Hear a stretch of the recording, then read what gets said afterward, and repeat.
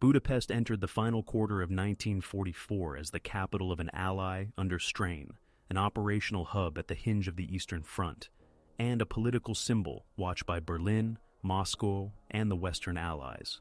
Hungary had joined the Axis in 1940-41 to recover territories lost after World War I, and to align against the Soviet Union. The country participated in the 1941 invasion of the USSR and sustained heavy losses at the Don in 1942-43, including the near destruction of the Hungarian Second Army. After the German defeat at Stalingrad and the Soviet summer offensive of 1943, Budapest's leadership began exploring exit options. Berlin preempted a switch. German forces occupied Hungary in March 1944 under Operation Margareti, installing a compliant government while retaining Regent Miklós Horthy in a constrained role. In October 1944, when Horthy sought an armistice with the USSR, German special forces executed Operation Panzerfaust, removed Horthy, and empowered Ferenc Szalasi's Arrow Cross regime. From that point, holding the capital had both military and political value for the Axis. The city's geography set preconditions for a difficult battle. Budapest straddled the Danube, dividing hilly Buda on the west bank from flatter Pest on the east. The urban core was dense, with robust masonry buildings, government ministries, industrial facilities, rail yards, and a ring of suburbs connected by radial roads and rail lines. 6 main bridges linked the banks, with additional crossings upstream and downstream. In 1944, the metropolitan population exceeded 1 million, swollen by evacuees from eastern Hungary and northern Transylvania. Storage depots, fuel stocks, and hospitals were distributed across both halves of the city. These features offered defensible positions, but also created civilian exposure and logistical friction if the front reached the outskirts. On the Soviet side, the summer-autumn campaigns of 1944 shifted the strategic axis toward the Carpathian Basin. The 2nd and 3rd Ukrainian fronts under Marshals Rodion Malinovsky and Fyodor Tolbukin advanced through Romania after August 1944, when Bucharest exited the Axis, and then struck into eastern Hungary. Their operational aims for late 1944 included seizing the Tisza line, reaching the Danube, and capturing Budapest to open routes toward Bratislava and Vienna. Soviet and Allied Romanian units brought massed artillery, engineer bridging assets, and an Air Force component able to contest the airspace over central Hungary when weather allowed. Intelligence assessments in Soviet headquarters judged Budapest a pivotal communications hub and a political objective whose fall could further unravel Axis cohesion in the region. The Axis command recognized the same geography, but assessed risks differently. The German High Command viewed Budapest as an anchor to protect Transdanubian oil regions and the approach to Vienna, and as a staging area for armored reserves needed to counter Soviet bridgeheads on the Danube. The Wehrmacht's Army Group South, soon redesignated Army Group South Hungary, later Army Group Balk, and SS headquarters prepared to employ mobile divisions to stabilize the front east and south of the capital. Hungarian forces, reorganized after the Don disaster, fielded mixed-quality formations. Some re-equipped divisions with German support and fresh conscripts, others depleted units retrained for urban defense. The garrison framework inside the city gradually solidified around Nive, SS Mountain Corps, combining German and Hungarian elements, while outside forces maneuvered to hold the approaches. By October-November 1944, the force ratio in the Hungarian theater favored the Red Army in artillery and infantry, while German armored units retained tactical skill and short-term counterattack capacity. Soviet sources indicate multi-front strength around the Carpathian Arc in the hundreds of thousands, with armored and mechanized corps available to exploit breakthroughs. Axis totals in Hungary fluctuated, with German divisions redeployed from other sectors and Hungarian units mobilized locally. Intelligence on both sides reflected uncertainty. Soviet staffs estimated German intent to use Budapest as a strong point to delay the Danube crossing and cover withdrawals. German staffs underestimated Soviet ability to sustain simultaneous thrusts north of the city via the Danube Bend and south via the Great Plain. Air reconnaissance was hampered by seasonal weather, limiting clarity on force concentrations until engagements were underway. Public sentiment inside Budapest was mixed and situational. Many civilians prioritized survival and access to food, fuel, and shelter as air raids intensified during the summer-autumn of 1944. Political loyalties shifted under pressure. Some supported continued resistance, fearing occupation by the USSR. Others sought an end to fighting and favored negotiations. The Arrow Cross government enforced mobilization, labor service, and public order measures. Foreign missions, including neutral legations, attempted to protect designated populations and maintain humanitarian corridors. These efforts interacted with military logistics, as road and rail capacity had to serve troop movements, evacuation trains, and supply wagons under increasing air interdiction. Material readiness in the capital showed asymmetries. Hungarian and German authorities built fieldworks and fortified buildings along likely avenues of approach. Ammunition stocks for small arms and artillery existed in quantity, but were dispersed and vulnerable to air attack. Fuel reserves were limited relative to the consumption rates of armored units and motor transport, a critical issue if the fighting devolved into static defense with limited resupply from the West Bank. Soviet logistics benefited from shorter rail lines through captured Romanian and Eastern Hungarian nodes, yet bridging and ferrying across wide rivers in winter posed risks. Both sides prepared engineer units for demolitions and crossings, anticipating that bridge control over the Danube would determine operational options once fighting reached the urban core. Command structures that would frame the siege were already taking shape. On the Axis side, the city's inner defense would fall to mixed German and Hungarian units under an SS Corps headquarters, with outside relief forces assigned to Panzer Corps held west of the Danube. On the Soviet side, front-level planning integrated multiple armies, tank corps, and air support, with the expectation of encircling the capital rather than storming it frontally at once. This alignment set up a contest between an urban strongpoint defended by combined arms and encirclement operations, designed to cut supply, fragment command, and impose attrition. The final precondition was political signaling. Berlin's directives emphasized loyalty and endurance by key capitals after the Western Allies entered Germany in the west and the Red Army reached the Central European plains in the east. Moscow's messaging stressed the liberation of Allied capitals and the continuation of offensive momentum after Bucharest and Sofia had changed sides. Budapest thus became a site where operational objectives, coalition dynamics, and political narratives converged. When the front lines drew close in late autumn 1944, each side approached the city with different timelines and assumptions, but both accepted that control of the bridges, railheads, and administrative centers would have effects beyond the immediate battlefield. This convergence shaped the decisions that would make the siege a prolonged struggle marked by resource scarcity, repeated relief attempts, and ultimately capitulation, under conditions dictated by the terrain and the river that split the capital. The opening moves toward Budapest unfolded in stages between October and late December 1944, as Soviet operational thrusts converged from the east and south, while German and Hungarian staffs tried to stabilize lines on the Great Plain and along the Danube Bend. After the battles on the Tisa, including Debrecen in October, formations of 2nd Ukrainian Front under Rodion Malinovsky and 3rd Ukrainian Front under Fyodor Tolbukhin pressed west, aiming to reach the river crossings that tied the capital to Vienna and the Transdanubian rear. Soviet planners assigned multiple axes, north of the city via the Vac-Esztergom arc, and south via the Shapel-Urksy sector, to force a double envelopment rather than a single frontal assault on the urban core.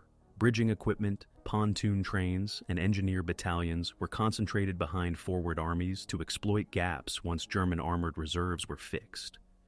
German Army Group South, reorganizing after Romania's defection and losses in northern Transylvania, designated Budapest an inner strongpoint screened by mobile counterattack forces. The city garrison framework coalesced around Neistow SS Mountain Corps, commanded by SS Obergruppenführer Karl Pfeffer-Wildenbruch, with a combined German-Hungarian order of battle that included elements of the Hungarian Fürk Corps under General Ivan Hindi. Outside the capital, 6th Army and attached Panzer Corps retained experienced divisions to strike at Soviet bridgeheads and delay the approach. Command changes reflected the strain. At Army group level, leadership shifted in December, as formations traded ground for time along the rail corridors linking Szolnok, Székesfehérvár, and Komárom. The operational problem was arithmetic and geography combined. Each counterattack consumed fuel and ammunition stocks that had to traverse rail lines under air attack, while the Danube constrained lateral movement between Buda and Pest once the front neared the bridges. By mid-November, Soviet forward detachments had taken crossings over the Tisza and pushed reconnaissance in force toward the outskirts east of Pest. Air operations were intermittent due to winter weather, but when conditions allowed, Soviet aviation struck marshalling yards and depots at Rákosrendezo and Ferencváros to disrupt replenishment.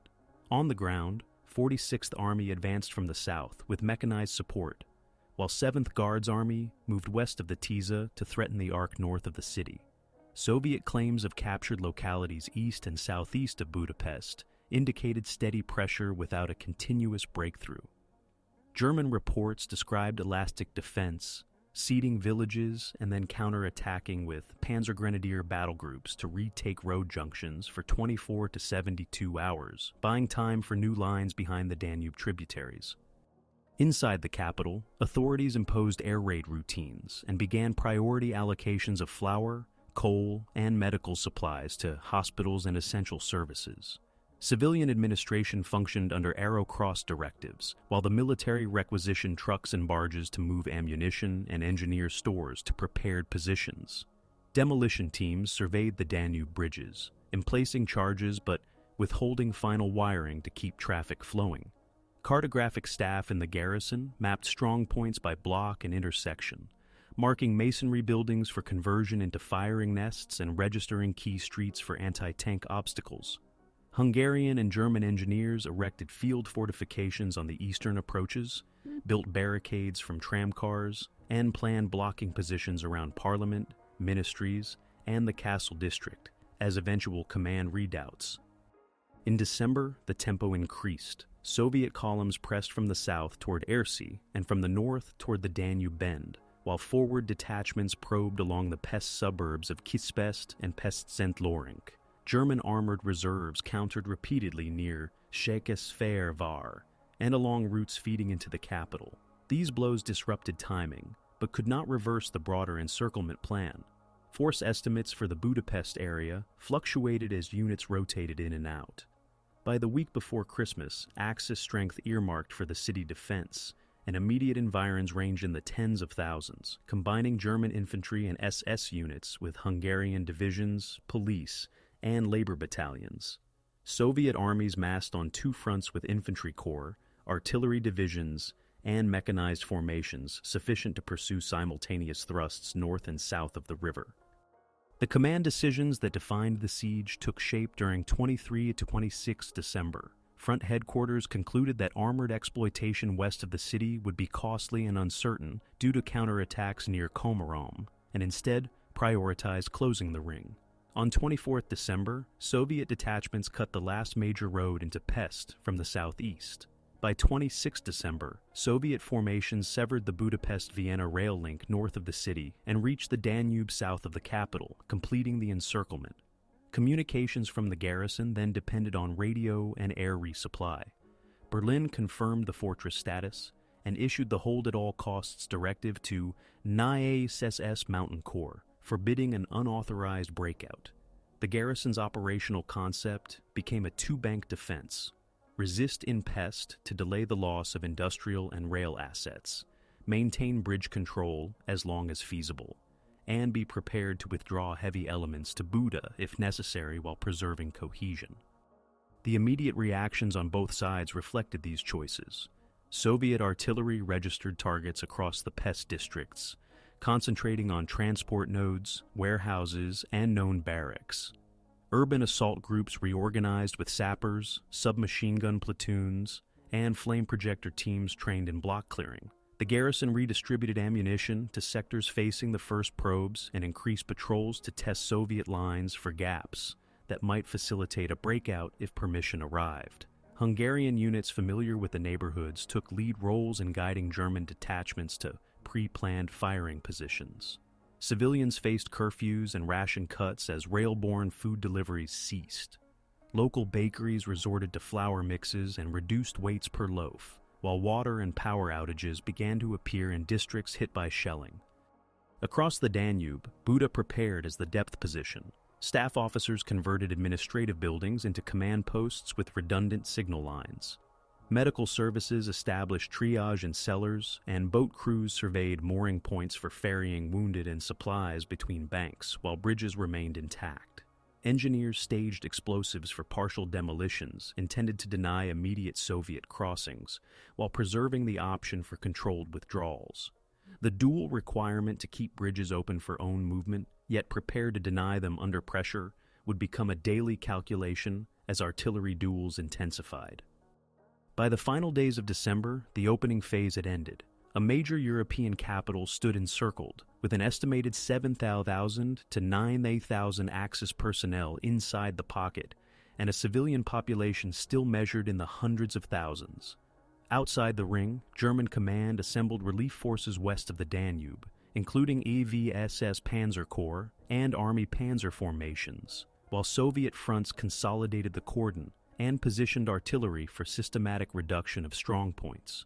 The next phase would shift from maneuver to urban attrition, with bridge control, supply tonnage by air, and the timing of relief attempts determining whether the garrison could trade space on Pest for time on Buda, or whether block-by-block fighting would consume resources faster than any corridor could restore them.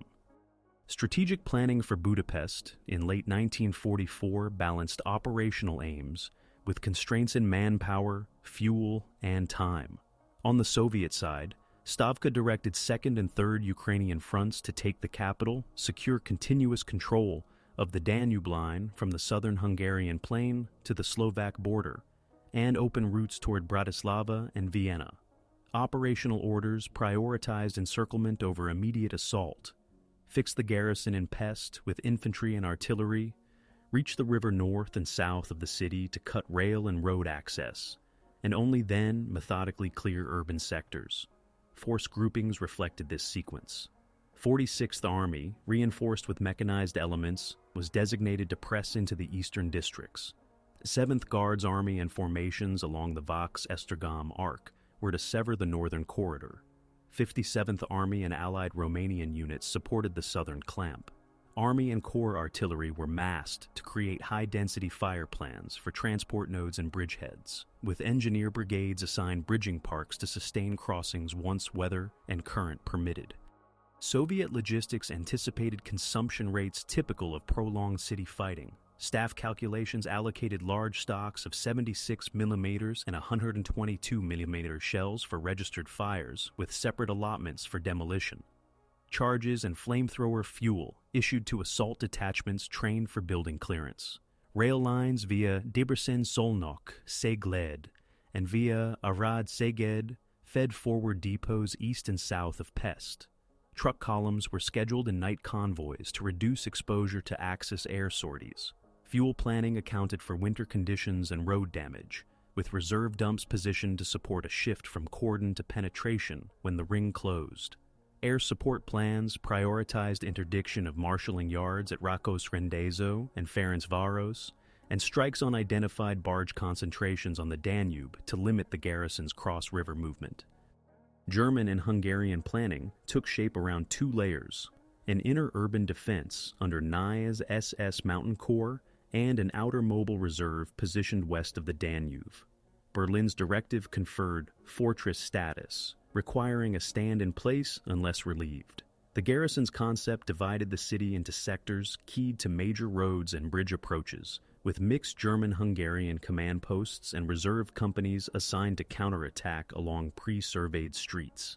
Anti-tank defense concentrated around the Kerepesi, Uloj, and Váci road axes in Pest, using 75 mm and 88 mm guns in registered positions, mines, and tramcar barricades to create kill zones.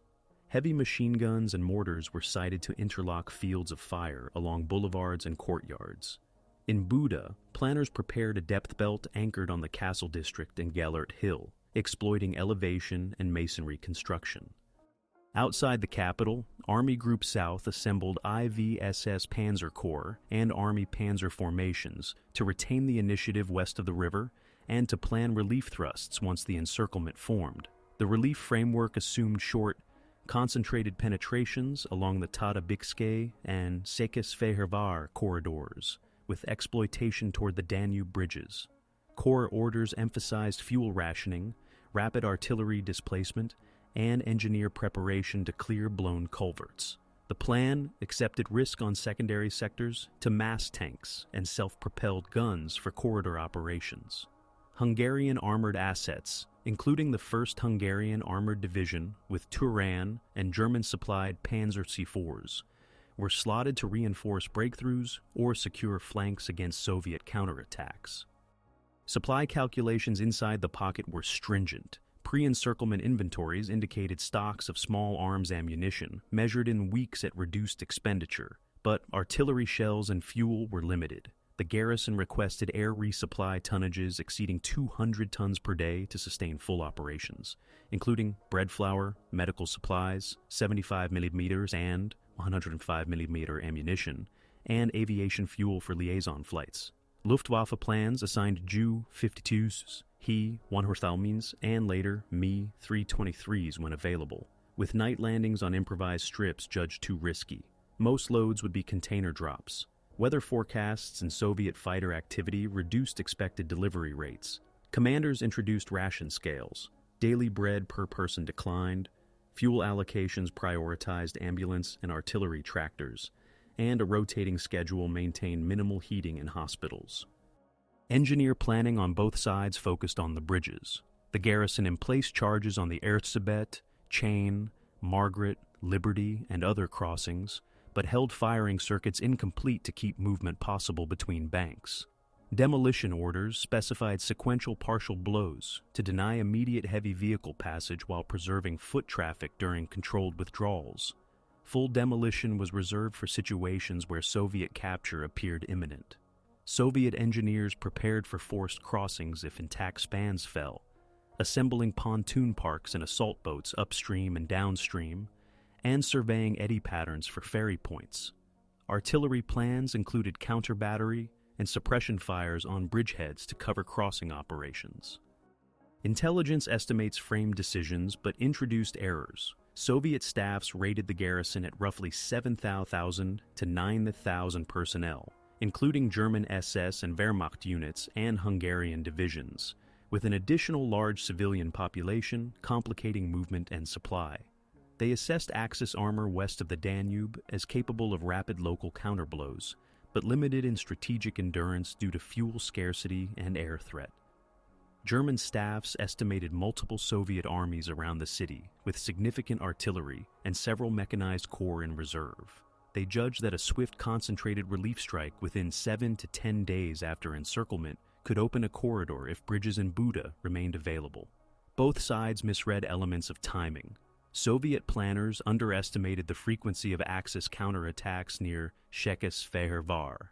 German planners overestimated Luftwaffe lift capacity under winter weather and hostile air. Doctrinal preferences shaped preparation. Soviet urban doctrine, matured since Stalingrad and refined at Kiev and Kharkov, emphasized assault groups built around sappers, submachine gun squads, and direct fire guns, with strict sector boundaries and rolling barrages. Detailed target lists prioritized command posts, telephone exchanges, and depots, followed by systematic street isolation using barricades and flank infiltration through courtyards and cellars. Axis defense combined strong points, immediate local counterattacks by small armored groups, and strict fire discipline to conserve ammunition, with observers on high buildings adjusting mortar and artillery fire by prearranged tables. Both sides prepared for night fighting. Soviet units issued flares and pre-planned illumination. The garrison stockpiled searchlights and maintained blackout regulations to hinder targeting. Propaganda and psychological planning accompanied operations. Soviet leaflets offered safe conduct to soldiers and reassured civilians about food distribution after surrender, synchronized with loudspeaker appeals during lulls. Radio broadcasts highlighted recent capitulations of other cities to encourage negotiation. German and Hungarian authorities announced the fortress designation, stressed the political and cultural value of the capital, and warned against defeatism. Civil defense instructions detail shelter usage, water storage, and first aid, aiming to reduce panic and maintain labor availability for rubble clearing and fortification work. Neutral missions prepared identification markings and protocols for humanitarian convoys, anticipating disruptions once heavy shelling began. Preparation cycles closed with map overlays that would guide the next phase. The Soviets marked artillery fans covering Pest districts and interdiction boxes on the Danube. The garrison plotted fallback lines from the eastern boulevards toward the river and across to Buda redoubts. Relief arrows west of the city aligned on rail and highway corridors that, if open briefly, could push fuel and ammunition into the pocket and evacuate wounded. With these plans, both coalitions accepted a trade. Time spent tightening or resisting the ring would save ammunition in the short term, but risk attrition that no airlift or short corridor might fully offset. The subsequent engagements would test which schedule, encirclement and reduction, or rapid relief and extraction, could be executed under winter conditions with the means actually available.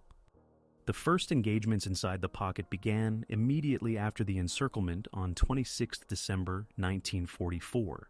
Soviet forward battalions from 46th Army pushed into the eastern Pest districts along the Uloi and Karapizi road axes, advancing by blocks rather than boulevards. Assault groups paired sappers with submachine gun squads and brought up 76mm regimental guns and Su-76s for direct fire against ground floors and stairwells. Axis sector commanders answered with local counterattacks by company-sized groups supported by 75mm anti-tank guns, sighted in courtyards and at tram intersections. Observation from church towers and upper stories allowed mortar fire to be adjusted rapidly. Both sides established prearranged fire tables to reduce ammunition wastage. The pattern for the siege was set within 48 hours, short advances flanking through courtyards, and immediate riposts to restore street lines. By 28-30 December, Soviet infantry took factory blocks in Pest St. Lawrence and Kispest and secured portions of the Rakos-Rendezo marshalling yard, while Axis detachments held contiguous tenement belts screening the inner boulevards. Comparative strength within the encirclement stabilized near 7,000–9,000 Axis personnel against several Soviet rifle corps, with attached tank and assault gun regiments rotated between thrust sectors north and south of the Danube. The garrison redistributed scarce armor, assault guns, and a limited number of Panzer IV into roving pairs tasked to plug breaches for hours, not days. On streets where tramcar barricades and mines created narrow corridors, 88mm and 75mm guns engaged at 300–600 meters, forcing Soviet guns to close to point-blank ranges under smoke. Civilian life shifted to a shelter economy. Ration scales were cut as rail deliveries ceased, and bakery outputs dropped as flour stocks were conserved. Water mains damaged by shelling led districts to establish timed pump access or bucket relays from the Danube embankment under fire. Hospitals moved triage into basements. Operating tables were wedged between load-bearing pillars to withstand shock from nearby demolitions. Curfews compressed market hours and limited evacuation from heavily shelled streets. Neutral legations organized marked convoys to move children and the infirm to less exposed quarters, but movement across bridge approaches became hazardous as both sides registered those avenues for artillery interdiction. The Danube quickly became a tactical boundary and a logistical test. With all 6 principal bridges still standing in early January, the garrison attempted to shift ammunition and wounded from Pest to Buda during night hours, while retaining the ability to push reserves back across at dawn. Soviet artillery responded by bracketing both ends of the Erzsébet and chain bridges and striking barges moored for ferry duty. Engineers on the Axis side strengthened demolition circuits, but kept charges unfired to preserve mobility between banks.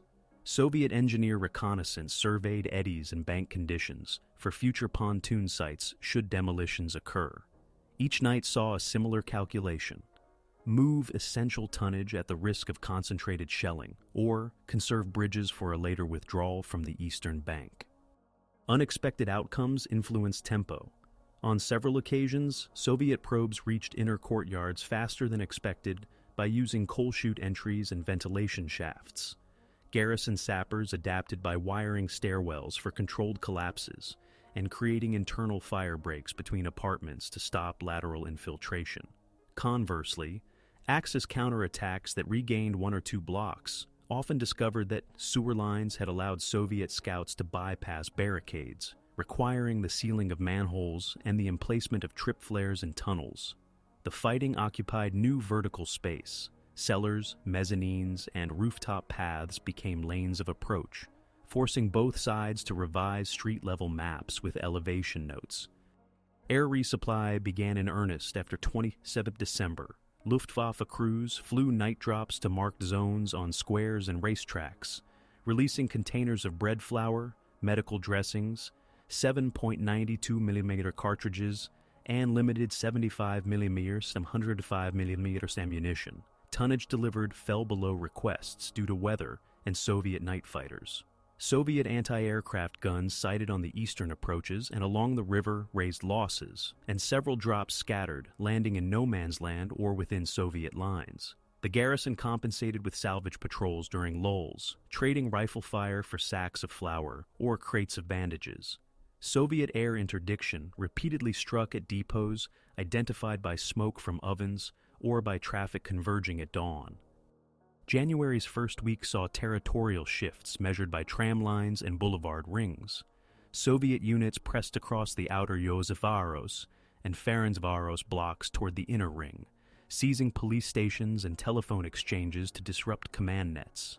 Axis forces shortened their line and established fallback positions 1 or 2 blocks behind the current fight, pre-stocked with ammunition, medical kits, and wire for hasty obstacles. In several sectors, Hungarian companies led by officers familiar with the neighborhoods conducted delaying actions that traded stairwell by stairwell for hours to allow German assault guns to relocate. The time gained was measurable.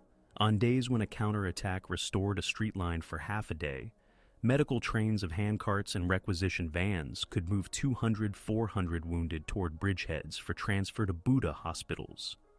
Morale on both sides reacted to daily rhythms rather than proclamations. Soviet platoons recorded progress by counting cleared stairwells, not map squares, while garrison companies measured endurance by the number of magazines and grenades left by nightfall. Soviet command rotated assault groups to maintain cohesion. Losses in junior leaders were offset by standardized assault group drills rehearsed since 1943. The garrison conserved experienced non-commissioned officers for critical corners while integrating police and labor service units as ammunition carriers and stretcher parties to keep combat companies in line.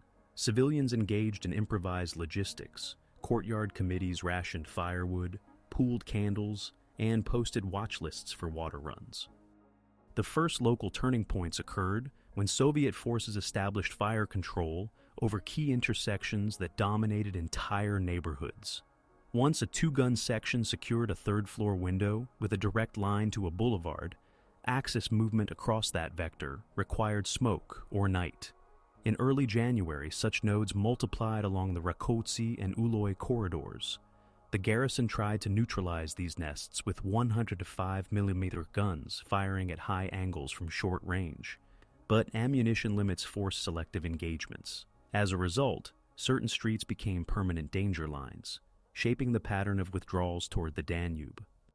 By 8-10 January, the inner Pest sectors faced sustained pressure. Soviet batteries increased registered fires to cut daylight cross-river traffic. Bridge commanders restricted movements to narrow windows and reduced loads to limit visible congestion that invited shelling. Engineers reinforced trusses and replaced blown deck sections with timber patches to keep two-way foot movement possible. The calculus of demolitions grew sharper. Partial blasts to deny heavy vehicles while preserving foot access became a contingency under hourly review. Both commands understood that once bridges fell, the battle would bifurcate into two disconnected fights with different supply dynamics. Throughout these opening engagements, casualty figures accumulated in a pattern typical of dense urban fighting. Platoon-level losses repeated street by street, with daily variations tied to weather and relief outside the city. The Soviet ring tightened without achieving a single breakthrough to the river in one move. The garrison yielded frontage to preserve cohesion and to synchronize with planned relief operations west of the Danube. The first phase closed with a clear operational geometry. Soviet forces controlled wedges into Pest up to the inner boulevard rings. Axis units held continuous lines anchored on strongpoints and bridgeheads. Civilians adapted to rationing and shelter routines, and both sides prepared for the next escalation, in which cross-river mobility and the timing of external relief would determine whether the eastern bank could be held beyond mid-January. Escalation followed a predictable but intensifying rhythm in the second week of January 1945.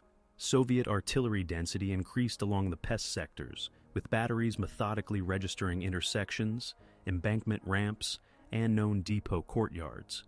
Infantry formations pushed wedges toward the inner ring roads, while assault groups rehearsed cellar-to-cellar procedures to reduce ammunition consumption.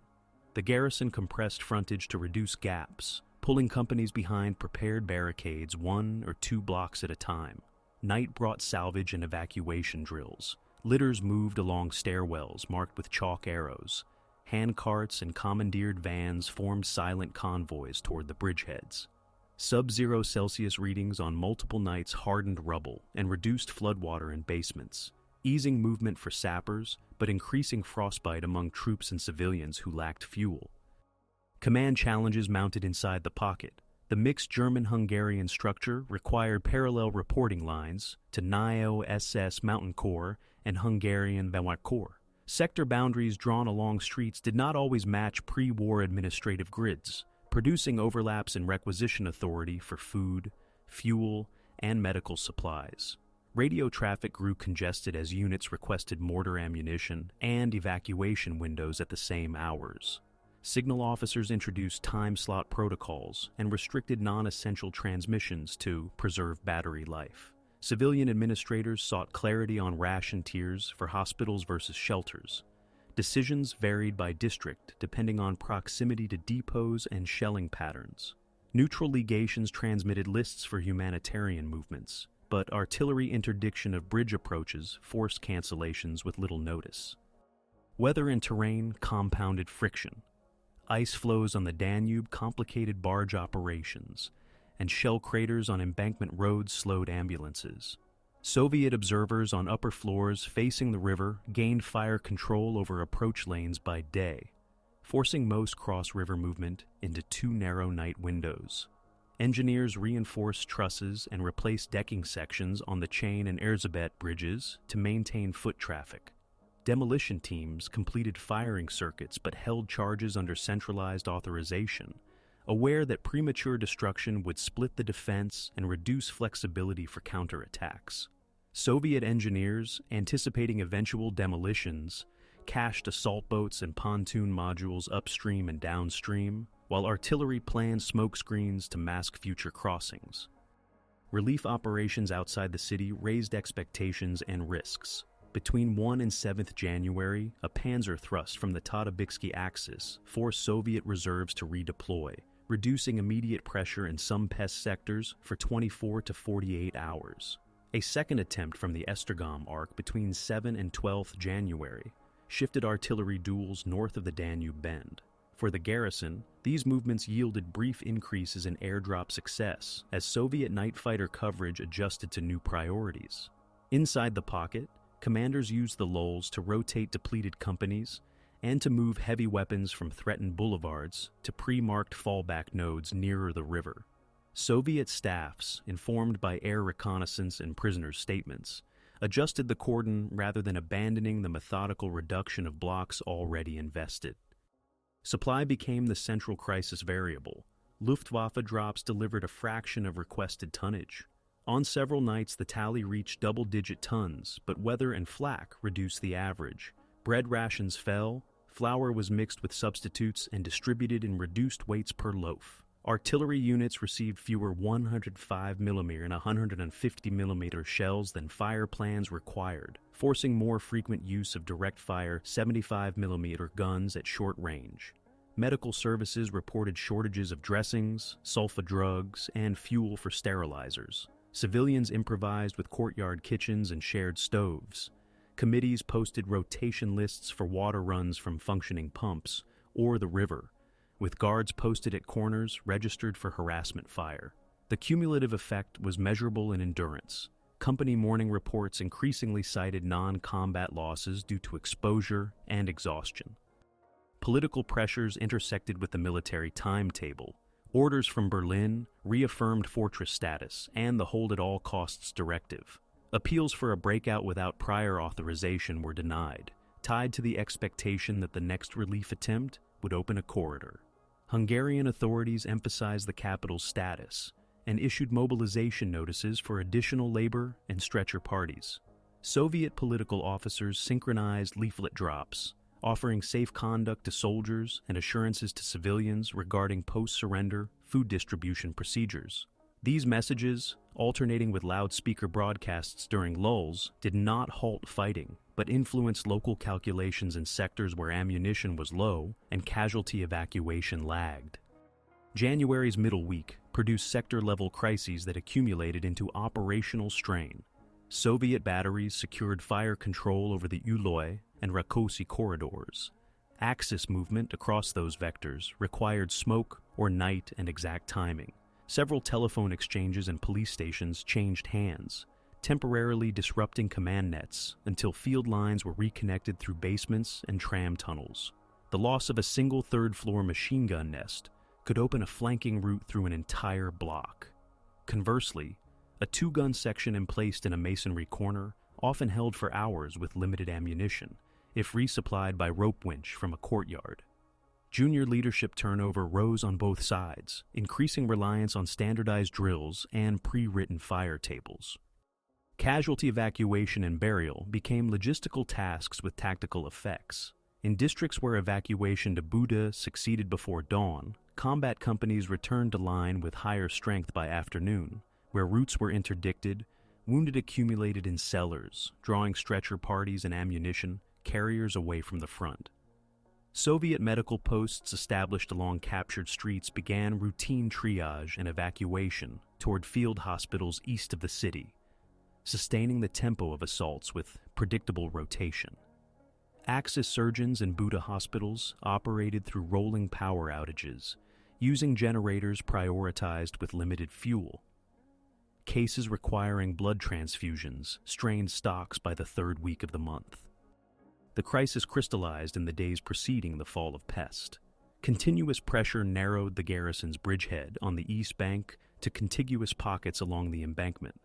Demolition orders were updated to a phased schedule, partial cuts to deny heavy vehicles while keeping foot movement for a limited period, followed by full demolitions if Soviet assault detachments reached abutments. Artillery commanders husbanded shells for barrages to cover withdrawals to the bridges and then to break up any immediate attempts to cross on improvised means. Soviet sappers prepared storm groups with ladders, Bangalore torpedoes, and satchel charges for riverbank positions, while higher-level artillery shifted counter-battery assets to suppress suspected demolition teams. International visibility increased even without direct intervention. Western radio monitored the fighting as a barometer of the Central European campaign's pace toward the Vienna approaches. Romanian units operating with Soviet formations recorded progress for their headquarters, documenting combined arms procedures for river city environments. Neutral missions inside the city reported on food and water distribution, shelter conditions, and shelling patterns, generating maps of risk zones that later informed post-combat relief planning. These reports did not alter immediate operations, but shaped external expectations about duration and cost.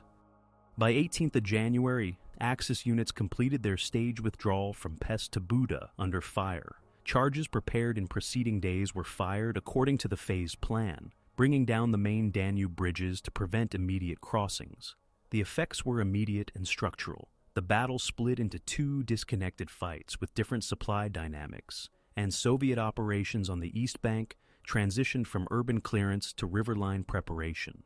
The garrison now depended on Buda's hills, masonry strong points, and reduced frontage, but also on smaller depots and longer internal routes. Escalation thus culminated not in a single breach, but in a series of sector crises that converged on the river, where engineering decisions and timing translated directly into the next stage of the siege. The peak of the siege came after the demolition of the Danube bridges on 18–19 January 1945, when the fight concentrated on Buda's slopes and heights under conditions of minimal resupply.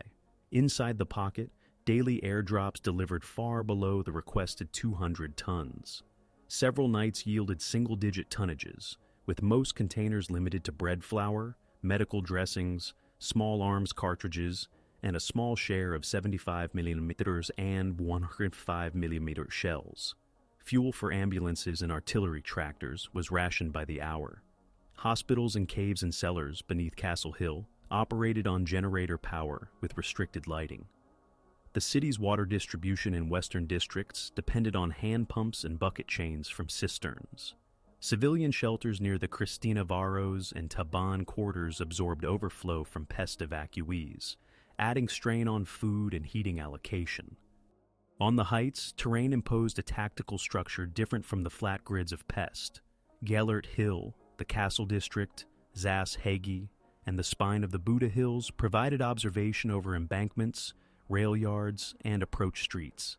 Axis defense anchored on masonry strongpoints and interlocking fields of fire along switchback roads, with anti-tank guns in place to deliver direct fire down steep gradients. Soviet formations reorganized for assault by elevation. Infantry battalions advanced along terraces and side streets, while sappers cleared rock-cut stairways and culverts. Artillery observers on captured upper floors across the river, in Pest, registered fires onto Buda slopes, allowing 122mm and 152mm guns to strike at short notice. The geography compressed frontages, turning each captured corner or terrace into a platform for the next advance. High command decisions converged with the relief effort west of the Danube. Operation Konrad unfolded in 3 thrusts. Konrad the Firm, from the Tata-Bitske axis between 1 and Vasiv January, pushed IV SS Panzer Corps with 3rd SS Panzer Division's Totenkopf and 5th SS Panzer. Division wicking to within roughly 25–30 kilometers of Buda. Konrad the Sin followed between 7 and 12th January from the Estergom-Pilistzenkerest arc to threaten the northern approaches. Soviet reserves redeployed to block the route toward the Danube Bend. Konrad III, the largest, opened around 18 January from the Shekes-Fehervar corridor, combining panzer and heavy tank units, including Tiger Steus detachments, and drove via Zamoli-Chakvar toward Buda-Ors and Torok-Balint. By the 3rd week of January, spearheads reached within single-digit kilometers of the western suburbs, forcing Soviet 3rd Ukrainian Front to commit additional rifle and mechanized corps, as well as corps-level artillery, to seal the approaches. For the garrison, these movements produced measurable effects. Several days of reduced artillery pressure on outer Buda sectors and marginally higher success rates for night airdrops. For Soviet planners, the same movements required balancing the cordon's strength against the need to defeat mobile armored groups on open ground. Urban fighting in Buda escalated block by block. Soviet assault detachments paired sapper teams with submachine gun platoons, adding flamethrowers and demolition charges to clear stairwells. Direct fire guns, including Su-76s, moved along streets screened by smoke, while heavy guns across the river suppressed suspected machine gun and anti-tank nests. Axis defenders, short of artillery shells, relied on pre-sighted 75mm and 88mm guns and on temporary armored groups, assault guns and Panzer IVs, to counterattack along narrow corridors for hours at a time. Courtyard-to-courtyard movement dominated. Many approach routes ran through basements, attics, and garden walls rather than main streets. Rooftop sentries signaled by whistle to conserve batteries. Telephone lines were spliced through stairwells to maintain local command. The largest single gains during this phase came when Soviet units established fire control over key intersections connecting the lower slopes to Castle Hill. Once a two-gun section secured a third-floor line of sight down Christina Kurut or Attila Ut, Axis movement between sectors required night, smoke, or detours through gardens. In late January, Soviet forces secured successive terraces south of the castle district, isolating strong points that had to be resupplied by hand at night. North of the castle, pressure along the Margaret Bridge approaches, already severed as a crossing, restricted Axis lateral movement between Buda and central Buda, forcing the defense to accept a series of short, disconnected fronts. Civilian costs rose sharply with the concentration of fire into smaller areas. The number of functional bakeries in western districts fell as ovens lacked fuel or buildings sustained structural damage. Water collection windows narrowed under observed fire. Hospital staff reported increased non-combat admissions for exposure and dehydration.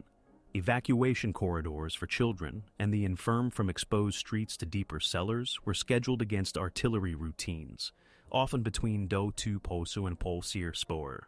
Neutral missions coordinated marked convoys when shelling patterns allowed, but the density of fighting near the castle reduced predictability. Burial parties worked within block perimeters, as transport to cemeteries was no longer feasible. This diverted manpower from rubble clearance and fortification. At the operational level, the outcome of Konrad III determined whether the siege would culminate in relief or in systematic reduction. Panzer spearheads near Buda and Torek Balint exchanged fire with anti-armor belts supported by massed artillery. Soviet counter-concentration used multiple rifle corps and mechanized brigades to contain penetrations and to strike flanks when tank columns outran infantry. The tempo of these battles directly influenced the ring. On days when armor west of the city advanced several kilometers, Soviet artillery allotments to Buda fell. On days when counterattacks stalled, batteries returned to high-density fires on castle approaches.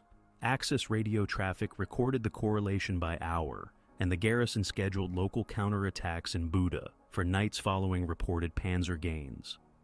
February opened with the castle perimeter, contracting to a set of contiguous strongpoints around the royal palace, Gellert Hill's remaining terraces, and the tunnel and funicular approaches. Soviet batteries increased pre-registered concentrations on the palace walls and adjacent streets, while sappers advanced through mines and wire, labeled on the captured map overlays.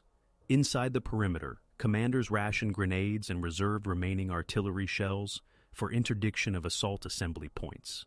Medical services consolidated into a smaller number of cellars to preserve generator fuel. Ammunition carriers were drawn from police, labor service, and civilian volunteers to keep infantry sections supplied with rifle magazines and Panzerfausts. The peak phase concluded not with a single breach, but with a sequence of cumulative reductions. Soviet units seized vantage points overlooking the palace approaches. Axis counterattacks could restore a corner or terrace for part of a day, but lacked depth to re-establish an outer line.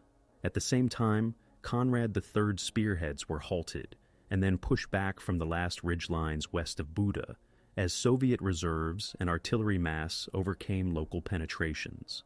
With relief no longer in reach and with supply tonnage declining, the garrison shifted to an inner ring defense premised on conserving small arms ammunition for close quarters and using pre-planned demolition of internal passages to slow stairwell by stairwell advances.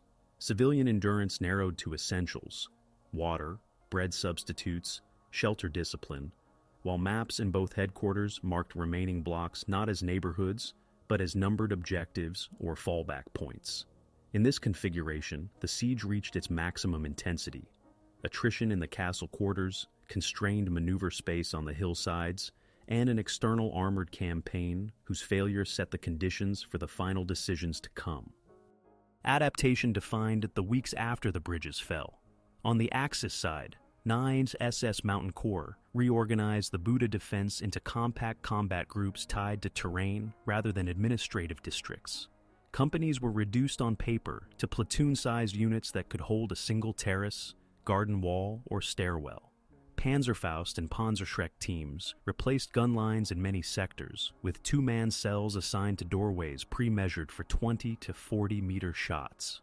Assault guns, and the remaining Panzer-WW4s, operated as mobile fire brigades, called by wire from observation posts on rooftops or in church towers to deliver 2 or 3 minutes of direct fire before displacing. Ammunition was rationed by engagement, not by day. A platoon might receive a fixed issue of grenades and magazines earmarked for one night's counterattack, then revert to sentry duty with single-shot discipline. Soviet formations adapted in parallel. Assault groups were standardized at company level, each with sappers carrying satchel charges, submachine gun sections, a flamethrower pair, and a direct fire gun, or Su-76 for door breaking and suppressive fire.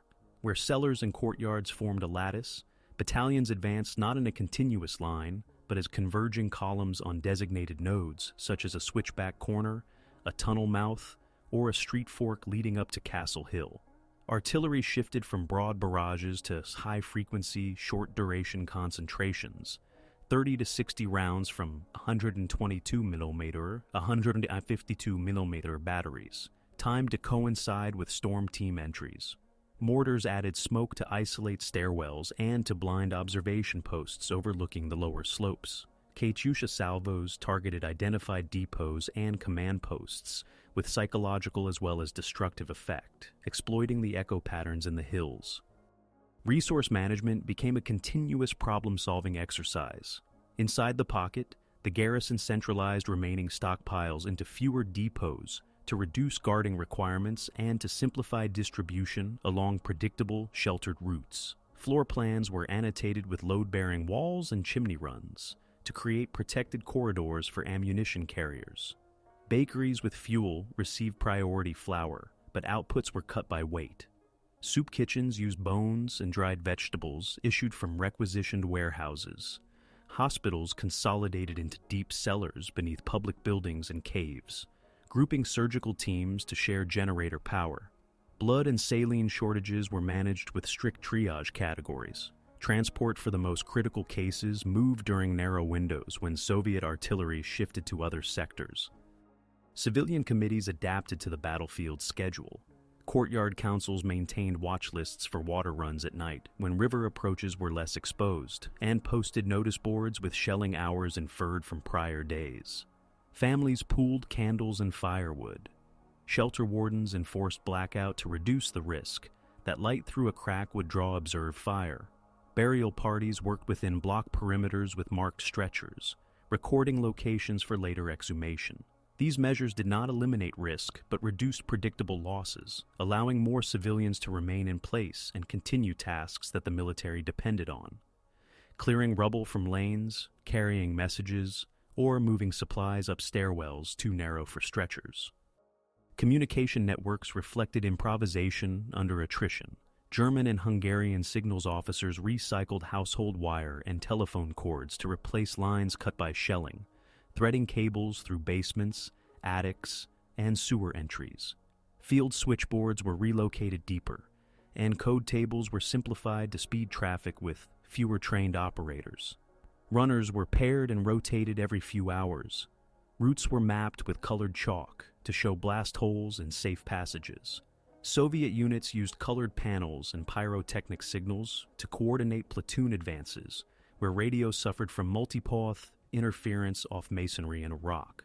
Loudspeakers were brought up to intersections during lulls, broadcasting surrender terms to isolated strongpoints, while leaflet shells delivered safe conduct passes calibrated to unit designations learned from captured documents.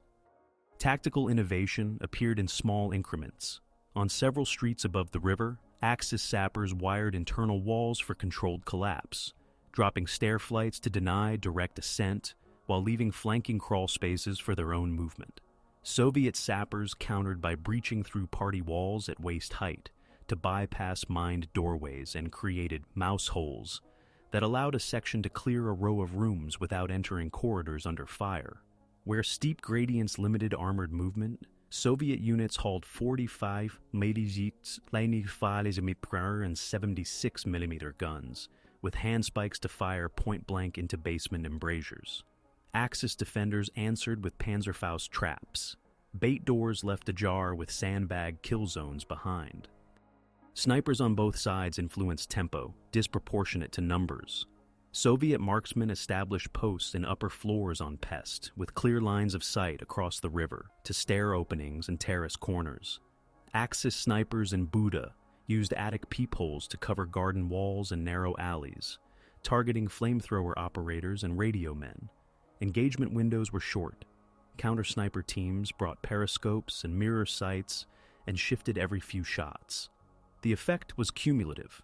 Movement rhythms adjusted to avoid predictable exposure at dawn and dusk, and company-level attacks were timed to coincide with artillery or smoke to suppress known firing points. Morale fluctuated with logistics and rumors about relief. After panzer gains west of the city in late January, garrison reports noted improved endurance during night counterattacks. When those thrusts stalled and then receded, the same sectors recorded increased desertion attempts and surrenders by isolated groups, especially where ammunition allocations fell below a threshold required for nighttime patrols. Soviet platoons rotated more frequently, as step-by-step advances produced steady casualties among junior leaders. Political officers emphasized unit citations and rest cycles, and hot food distribution improved in captured buildings used as temporary billets. Fatigue manifested in errors, friendly fire and smoke, missed demolition timers, or late arrival of ammunition parties that forced postponement of local attacks. Information operations sought to shape decisions without halting combat. Soviet leaflets cited capitulations in other cities and promised continuity of municipal services. Messages specified bridge rationing points and curfew rules to present surrender as an organized transition rather than a leap into uncertainty. Axis broadcasts stressed the political symbolism of the capital and promised imminent relief, anchoring hold orders to short timelines synchronized with expected armored thrusts. Within strongpoints, company leaders balanced these narratives against visible evidence: the last crates of grenades, the number of stretcher cases awaiting movement, and the frequency of airdrops reaching their sector. Adaptation extended to mapping and command overlays. Both sides produced block-level charts with unit positions updated daily. Axis maps highlighted fallback lines and demolition-ready internal passages. Soviet overlays marked captured stairwells, cleared basements, and safe lanes for ammunition carriers.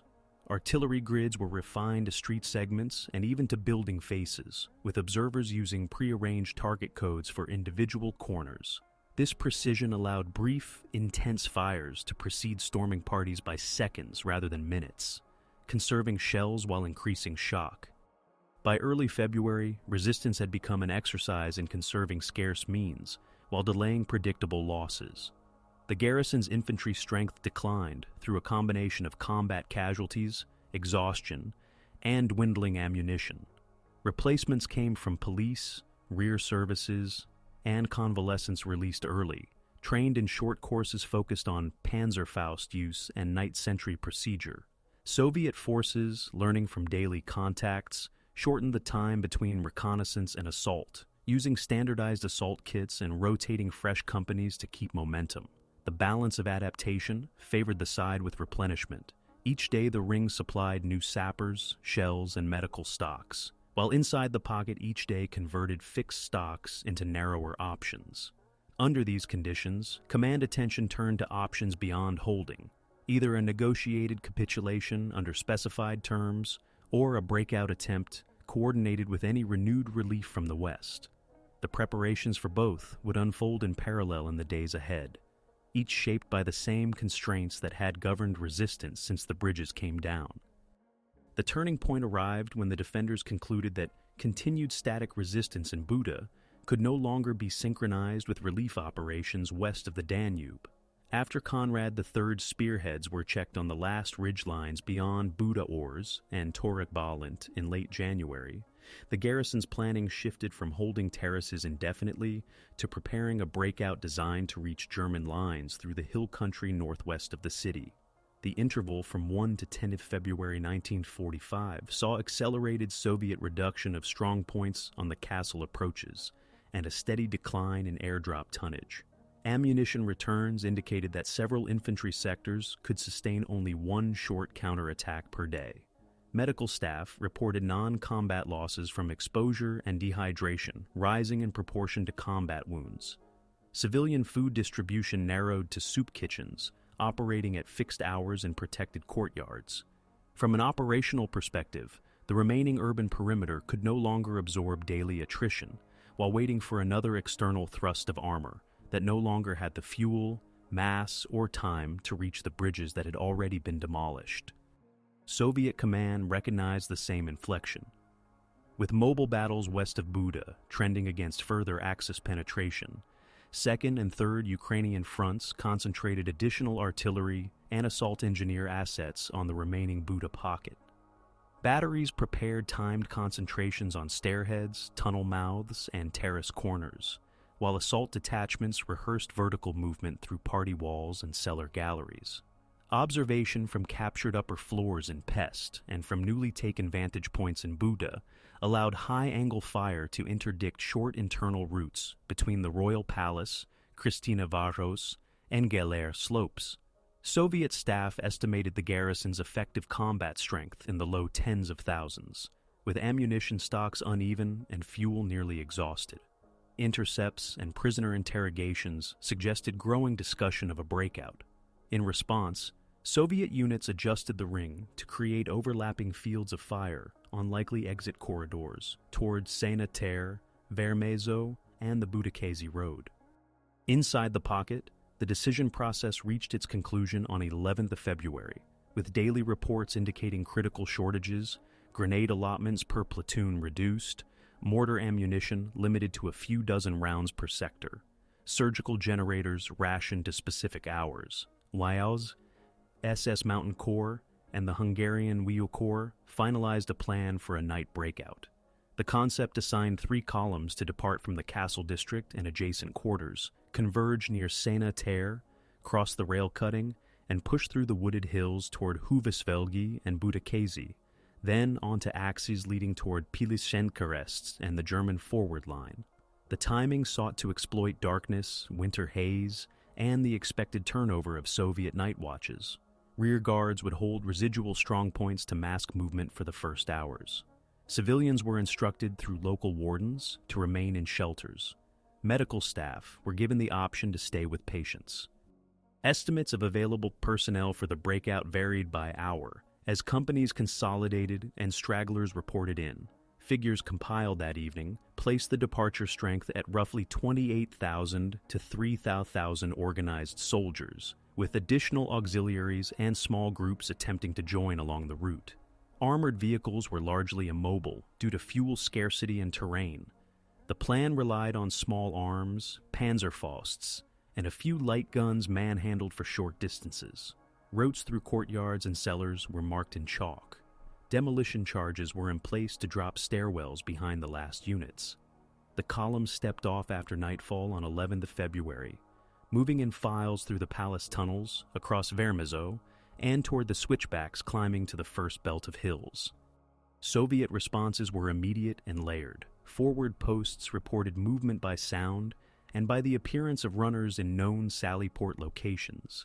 Pre-registered batteries opened with time-on-target salvos on the rail cutting and the open lawns of Vermezo. Mortars dropped illumination on likely choke points, while machine gun and light artillery positions along flanking streets enfiladed files, attempting to cross open ground. Assault groups closed from both sides to break the columns into smaller clusters before the hills. The geography favored the ring. The approaches to Sena-Ter and the low spurs behind it offered limited covered crossings, and once fires bracketed those spaces, units that lost cohesion had difficulty reforming. Through the night of 11-12 February, hundreds of small engagements unfolded along garden walls, stairheads, and road forks. Some clusters reached the tree line and pushed north and west along footpaths toward Budakeszi. Others were forced back into inner streets or were fixed in place by intersecting fire.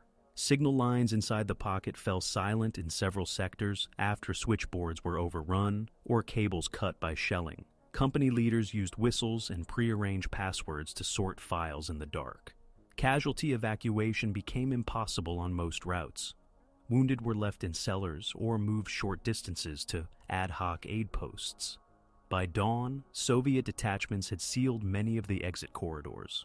Counterattacks from Buda's remaining strongpoints could no longer reopen them. Comparative outcomes emerged by midday on 12th of February. Soviet staffs recorded thousands of prisoners captured in the city's western quarters and along the first ridge lines. Garrison reports received before lines went dead indicated that only small groups, measured in tens rather than hundreds, had slipped through into the woodland. Over the next 24-48 hours, a limited number of soldiers reached German positions west of the city. Contemporary tallies on the relieving side counted survivors in the hundreds. Among the senior commanders, key figures attempting to lead groups out were captured inside Buda or in its immediate environs. The organized defense inside the pocket ceased to function as a coherent structure. Remaining strongpoints fought on as isolated positions with local command only. Civilians experienced the turning point as a change in the sound and flow of battle. The continuous movement toward the hills during the night reduced patrols and military traffic in inner streets. By morning, Soviet detachments moving in from multiple angles established control of intersections and courtyards with little organized opposition. Water collection points reopened under supervision. Field kitchens appeared in seized buildings. Neutral missions reported an immediate shift from random shelling to localized small arms exchanges and surrender processing. Hospitals in the caves and deep cellars signaled their status with flags or markings, and Soviet medical teams began triage for wounded of both sides where feasible. For the external campaign, the failed breakout fixed the operational outcome. Relief formations west of the city no longer had a pocket to link with. Their calendars shifted from breakthrough schedules to withdrawal and defense against counterblows. The Soviet ring redirected artillery to remaining terraces and tunnels, clearing the castle approaches systematically over 12 and 13 February. Sappers advanced with explosive charges to breach internal passages. Rifle companies used ladders and ropes to cross collapsed stairwells. Isolated groups attempted short local breakouts through gardens or sewer exits, but encountered blocking detachments or collapsed tunnels. The formal end followed rapidly. On 13th February, organized resistance terminated with capitulation procedures that processed remaining garrison elements and registered civilian authorities for immediate tasks: fire suppression, water distribution, and removal of unexploded ordnance. Comparative figures underline the shift that the turning point produced. From an estimated 7,000-9,000 Axis personnel inside the pocket at encirclement, the number still combat effective by 11th February had fallen sharply. Of those who attempted the breakout, roughly 28,000-30,000, only a small fraction reached friendly lines, while the remainder were killed or captured during and after the attempt. Soviet formations recorded the capture of a European capital that had tied down multiple armies and heavy artillery for nearly 2 months. The civilian population, measured in the hundreds of thousands at the start, emerged with infrastructure heavily damaged, food stocks depleted, and administrative services only beginning to reconstitute. As a decision point, the night breakout defined the end of maneuver possibilities inside Buda. It crystallized the effect of earlier choices: bridge demolitions, the commitment to a fortress stand, and reliance on relief thrusts that stalled short of the suburbs. For both sides, the turning point was operational rather than symbolic, a shift from the prospect of linking armored columns with an inner defense to the certainty of reduction and capitulation in place. The remainder of the timeline, processing prisoners, stabilizing essential services, and documenting damage, would follow from that decision under the same methodological approach that had governed the siege from its first encirclement: method, logistics, and terrain. Combat operations in Budapest ended on 13th of February 1945 with the capitulation of remaining garrison elements in Buda and the cessation of organized resistance in the castle district, Jaler slopes, and adjacent quarters. The first administrative acts after surrender were military. Soviet and Allied Romanian detachments secured weapons turn-in points, cleared booby traps at stairheads and cellars, and established prisoner assembly zones in squares north and south of the palace. Records from the ring commands indicate processing of prisoners in phases: initial disarming and registration, medical triage, and separation of wounded for treatment in field hospitals. Contemporary tallies compiled by Soviet staffs for the Budapest operation recorded prisoners in the six-figure range when aggregating those taken during the encirclement, the fall of Pest, the failed Breakout, and the final capitulation. Within the city, on 13th and 15th of February, thousands were registered in place, with wounded evacuated by stretcher and truck to improvised depots east of the river. Withdrawal in the strict sense did not occur inside Buda. Those who had attempted to break out on 11th and 12th of February either reached German lines in small numbers. Contemporary counts on the relieving side measured survivors in the hundreds, or were killed or captured along the exit corridors. Outside the capital, German and Hungarian formations that had driven toward the city during Konrad III pulled back to lines west of the hills, realigning on defensive positions that would later relate to operations around Lake Balaton. For Budapest itself, the end of combat meant a transition to security, clearance, and restoration tasks conducted under military supervision with participation from municipal personnel who had remained through the siege. Civilian measures began the same day. Military administrators and local officials set up ration distribution points in courtyards with functioning wells or protected access, posted curfew hours, and arranged escorted water runs to pumps in the river. Bakeries that retained ovens and a supply of fuel resumed limited production with flour requisitioned from captured depots. Soup kitchens reopened with fixed hours. Hospital staffs notified command posts of capacity and requested transfer of the most serious cases. Surgical teams continued work in caves and deep cellars until patients could be moved. Lists compiled by neutral missions and municipal offices inventoried children, the infirm, and those separated from families, to be matched with shelters less exposed to residual fire and demolition activity. The river remained a boundary, but its function changed from obstacle to artery. All main bridges had been demolished in January, and with the fall of Buda, engineer units prioritized ferry points and temporary crossings. Assault boats and pontoon sections were brought forward to re-establish movement of supplies and administrative teams to the western bank. On the Pest side, depots and rail yards at Rakosrendezo and Ferencváros resumed limited operations as tracks were cleared of unexploded ordnance and debris. By late February, controlled ferry traffic allowed regular movement of food and medical supplies across the river, establishing a routine that substituted for permanent bridges until later reconstruction. Damage surveys conducted in the second half of February recorded block-by-block conditions to guide clearance and restoration. The pattern reflected the sequence of fighting: extensive structural damage in Pest's inner ring and along the embankments, concentrated collapse zones on Buda's terraces near artillery impact points, and localized destruction at strong points that had resisted for days. Utility networks showed predictable failures: broken mains, severed power lines, and damaged transformer stations. Repair teams triaged by feasibility. Water distribution through pumps and cisterns first, followed by power to hospitals and bakeries, and then tram lines where rails could be cleared and current restored. Rubble clearance squads operated under engineer oversight to reduce the risk from delayed action charges and to open lanes for cart traffic. Public order and legal processing followed a parallel track. Military authorities required identification at ration points and imposed registration for able-bodied adults to assign labor to rubble clearance, burial details, and utility repair. Arrests targeted individuals associated with security organs of the former regime and those suspected of specific acts during the siege. Investigations were documented by mixed teams that included municipal representatives and, where present, neutral observers. The objective was to separate immediate security concerns from the broader administrative tasks of reopening services. These procedures took place under conditions of scarcity.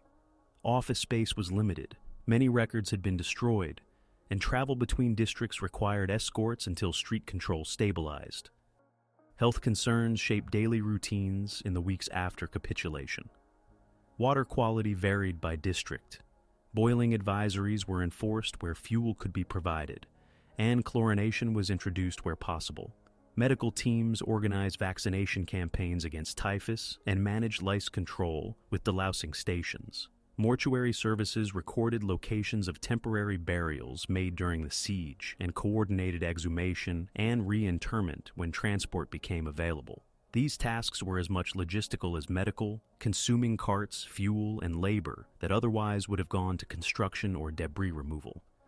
Figures compiled by municipal offices and military commands during February and March documented the civilian cost in ranges rather than single totals. Casualties from shelling, exposure, and deprivation were registered district by district as access improved. The number of displaced persons inside the city was recorded in the tens of thousands. Housing stock assessments noted dwellings rendered uninhabitable by structural damage, water ingress, or lack of heat. Food stocks at household and shop level were inventoried to plan future distributions. The standardized forms used in these surveys reflected an intent to re-establish routine, rather than to narrate causes. Block numbers, counts of functioning wells, head counts by age category, and lists of critical repairs. The political aftermath unfolded within a framework set at higher levels earlier in the campaign. A provisional national administration had formed in eastern Hungary in late 1944. With Budapest under military control, after 13th of February, its representatives expanded into the capital. Municipal functions were restored incrementally. Public works, health, food distribution, and policing under supervision. For the population, the visible changes were practical. Posted ration schedules, work assignments for rubble clearance, and the reappearance of trams on short test routes. Messaging stressed continuity of essential services and the registration required for access to rations and employment. Military units completed their immediate tasks by stages. Prisoner columns were assembled for evacuation to rear areas on designated routes. Wounded of both sides were concentrated in fewer hospitals to conserve generator fuel and staff. Engineer teams completed systematic searches of cellars and attics for munitions and delayed action charges, marking cleared buildings for civilian return. Artillery positions were dismantled or repurposed as security posts. The last isolated shootouts in cellars and courtyards were recorded in the days after the capitulation as pockets of personnel either surrendered or were located during clearance. In the broader operational map, the fall of Budapest released Soviet and Allied Romanian formations for subsequent objectives along the Danube toward Bratislava and Vienna. For German and Hungarian forces west of the city, the shift was toward establishing new defensive lines and preparing for later operations. Within Budapest, the transition from siege to recovery was defined by the same parameters that had governed the battle: terrain, logistics, and time. Without bridges, the city's halves remained partially separated. With winter conditions and limited fuel, restoration moved at a pace set by hand labor and short ferries. Yet the sequence was clear and chronological. Capitulation on 13th February. Registration and prisoner processing in the following days. Ferry crossings and depot reactivation later in the month, and the first visible signs of routine service restoration as March approached. The numbers associated with the operation, tens of thousands of prisoners, a civilian population in the hundreds of thousands with varying access to food and shelter, and damage documented block by block, provide a comparative frame for assessing the immediate consequences, without reaching beyond the data available to infer motives or to ascribe intent. The siege's legacy is measured across military practice, political change, and urban memory, rather than a single metric. Chronologically, its conclusion on the 13th February 1945 removed a major operational block on the Danube axis and enabled successive offensives toward Bratislava and Vienna in March-April. Soviet and Allied Romanian armies redeployed artillery divisions and engineer brigades that had been tied to methodical reduction in Budapest. Their schedules for bridging, road clearance, and ammunition throughput for the Vienna approach drew directly on procedures refined during the street-to-street fighting. For German and Hungarian forces, the defeat narrowed options to a final concentration for the March operation around Lake Balaton, an armored effort that proceeded with fewer tanks, reduced fuel stocks, and crews depleted by January-February attrition west of the capital. Operational studies produced after the war identified repeatable lessons. The hold-at-all-costs directive locked elite mobile formations into a static urban duel where their advantages, range, speed, and coordination with mobile artillery were minimized. Relief thrusts Konrad WW3 demonstrated that armored spearheads can achieve 20 to 60-kilometer penetrations under winter conditions, but that corridors cannot be sustained without synchronized infantry mass, engineer clearing of culverts and demolish bridges, and fuel reserves sized for multi-day exploitation. The demolition of all main Danube bridges removed the defenders' last lateral mobility and forced final decisions into constrained hill sectors. Conversely, it denied the attacker immediate crossings and required planned pontoon sites. The net effect was to bifurcate the battle into two logistics problems that the cordon could solve over time while the pocket could not. Urban combat procedures were codified on both sides. Assault group models, sappers, submachine gun sections, direct fire guns, and flamethrowers proved scalable from blocks to districts. Pre-registered short fire missions, tens of rounds rather than hundreds, demonstrated higher efficiency when paired to storm entries, reducing ammunition expenditure relative to broad barrages. Defensively, distributed Panzerfaust cells and temporary armored fire brigades delayed attackers for hours, but could not reverse daily territorial loss once artillery achieved fire control over intersections. The mapping discipline that emerged, unit overlays by building face, stairwell, and courtyard, entered post-war manuals as a template for dense urban operations, where vertical movement matters as much as frontage. Casualty accounting remains a field of ranges, reflecting fragmented records. Within the pocket at encirclement, Axis personnel have been estimated between roughly $7,000 and $9,000, combining German formations and Hungarian units. After the fall of Pest and the failed 11 to 12 February breakout, the number of prisoners registered in and around Buda ran into the tens of thousands. Only small groups, measured in hundreds, reached friendly lines. Soviet reporting for the Budapest operation recorded high losses in infantry and assault engineers across nearly 8 weeks of street fighting and repeated counter-concentrations against relief thrusts. Post-war estimates vary by source and method, with totals presented in wide bands that reflect incomplete daily returns. Civilian tolls were driven by shelling, exposure, and deprivation, with district-level ledgers in the weeks after capitulation, listing deaths and displacements in the tens of thousands. The precision of these figures declines at smaller scales, but comparative orders of magnitude are consistent. The battle consumed personnel and materiel at rates typical of large urban sieges with river obstacles. Equipment losses shaped post-war inventories. German formations expended significant numbers of Panzerviehs, Panthers, assault guns, and limited Tiger IIs in the Konrad battles and in Buda's streets. Many vehicles were abandoned for lack of fuel or destroyed during withdrawals along narrow roads. Soviet units recorded losses in assault guns and medium tanks committed to short-range fire in streets and along terraced slopes. Artillery tubes on both sides reached barrel wear limits earlier than planned under high-frequency firing schedules. The Luftwaffe's inability to sustain requested daily tonnage by air into a defended capital under winter weather entered planning tables as a constraint for future operations, reinforcing the conclusion that urban strongpoints require ground corridors rather than air bridges when surrounded by multiple armies. Political outcomes unfolded on parallel tracks. For Hungary, the loss of the capital accelerated the shift from a government allied with Germany to provisional authorities operating under the military control of armies that had taken the city.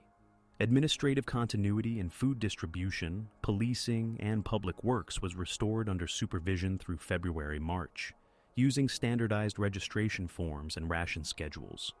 For Germany, the result constrained options for negotiating time in the southeast. Armored reserves tied to Budapest were unavailable for other fronts at a moment when strategic depth was collapsing. For the Soviet Union and its allies, the capture of a Central European capital after Bucharest and Sofia reinforced the political dimension of the Winter Campaign and provided a base for further operations on the Danube corridor. Urban reconstruction became a long-term component of the legacy. With all principal bridges demolished in January, temporary ferries and pontoon crossings substituted until new or rebuilt spans reopened. Liberty Bridge resumed service first on a provisional basis, followed by other crossings as steel and labor were available. Chain Bridge, a pre-war symbol, returned to use after a multi-year rebuild with updated engineering standards. District surveys documented housing stock by habitability, listed functioning wells, and prioritized utilities and tram lines by route importance. These documents shaped post-war urban planning and are part of the archival record that underpins damage assessments used in later historical work. Memory and commemoration diverge by community and period. Military cemeteries on both banks contain graves and memorials for soldiers from multiple armies. Regimental histories, divisional chronicles, and veterans' accounts reference specific intersections, tunnels, and terraces that became reference points for unit identity. Civic remembrance in Budapest marked bridge reopenings, the restoration of public buildings, and neighborhood-level plaques indicating shelter sites, field kitchens, or hospitals in caves and deep cellars. Historiography debates focus on attribution and decision cycles, the timing of the fortress designation, the feasibility of authorizing a breakout before mid-January, the allocation of fuel to relief, thrusts versus other fronts, and the balance between political symbolism and operational calculus in holding a capital at the cost of elite mobile formations. Analytically, the siege offers a comparative case for river city warfare, where a major water obstacle divides dense urban terrain. Three features recur in studies. First, that simultaneous control of both banks is decisive for resupply and maneuver. Second, that bridge policy, keeping them intact for internal movement versus demolishing to deny crossings, sets the tempo and shape of the final phase. Third, that relief operations require not only armored mass, but also synchronized engineers and stockpiled fuel to exploit gains faster than the attacker can realign the cordon. Applied beyond Budapest, these conclusions appear in assessments of later 20th century urban operations, where river lines, winter weather, and multi-axis encirclement constrained commanders' choices. The siege's chronology: encirclement on 24 to 26 December 1944, fall of Pest on 18th January 1945, failed breakout on the night of 11 to 12 February, capitulation on the 13th of February, structures its long-term significance. It demonstrates how a capital can impose constraint on both attacker and defender, consuming artillery and engineers in reduction, and immobilizing elite armor in defense and relief. Its mapped overlays, sectors by block, stairwell, and terrace, remain instructive for planning and for public history, translating combat into spatial data that guides commemoration and analysis. In this form, the city's experience functions as a record rather than a verdict, a sequence of decisions under finite means that produced outcomes documented in unit logs, municipal ledgers, and the rebuilt crossings over the same river that shaped the battle's course.